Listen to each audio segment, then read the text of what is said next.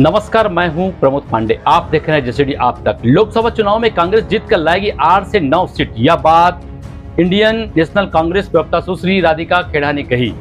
वहीं भाजपा को आड़े हाथ लेते हुए कही कि मोदी बड़े बड़े बातें तो करते हैं, परंतु अभी तक छत्तीसगढ़ के लिए क्या किए। छत्तीसगढ़ के जंगल के पेड़ को कटाई को लेकर उन्होंने यह बातें कही कि हमारी सरकार जब थी तब कई बार प्रयास किया गया कि जंगल के पेड़ ना काटा जाए, परंतु हमारी बात सुनी नहीं गई। देखिए, जब कांग्रेस पार्टी की सरकार थी, राहुल गांधी जी इस बात को लगातार उठाते रहे। उन्होंने हमारी सरकार को भी निर्देशित कर दिया था ये नहीं किया जाएगा, इससे हमारी सरकार में ये नहीं हुआ।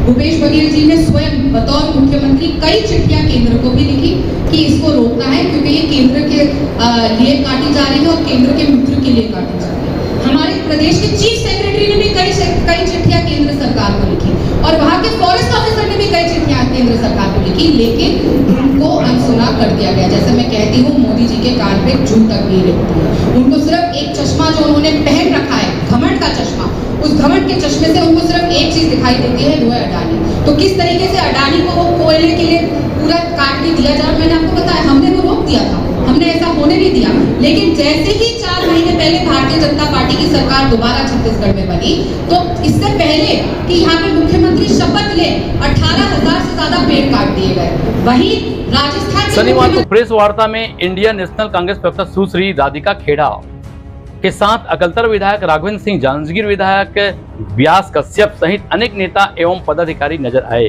परंतु वहीं पामगढ़ विधायक शेषराज हंसवंश नजर नहीं आए। इस पर कई सवालें भी उठी। तो चुनाव के समय भी यह आवाज उठ रही थी कि बाहरी प्रत्याशी को टिकट नहीं दिया जाए। यह बातें कांग्रेस की कुछ नेताओं ने भी खुलकर विरोध जताया था। हो सकता है कुछ इमरजेंसी काम आ गया होगा, परंतु यहाँ कांग्रेस के किसी पदाधिकारी को बताना भी उचित नहीं समझा, जिस पर कई सवाल खड़े हुए, परंतु सही उत्तर नहीं मिल पाया।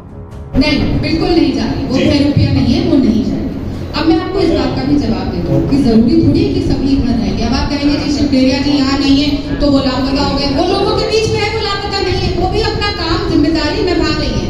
कुछ लोग हो सकता है उनके पास ना पहुंचे, क्योंकि मैं भी विधायक का चुनाव लड़ी हूँ, और जब चुनाव का समय होता है तो कैंडिडेट और कार्यकर्ताओं के पास और जो स्थानीय नेता होते हैं, किसी के पास समय नहीं होता और नाराजगी हमेशा हो जाती है। कभी कभी होता है, हमारे घर में शादी ब्याह भी हो जाता है, फूफा जी रूस जाते हैं, फिर सब लोगों को मनाना पड़ता है, फिर गेस्ट कहेंगे जी हमारे पास तो पहुंचे नहीं। तो कभी कभी हो जाता है।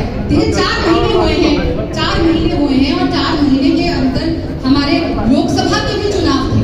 तो हर चीजों के लिए काम किया जा रहा है, कैसे सरकार बुलाई जाए।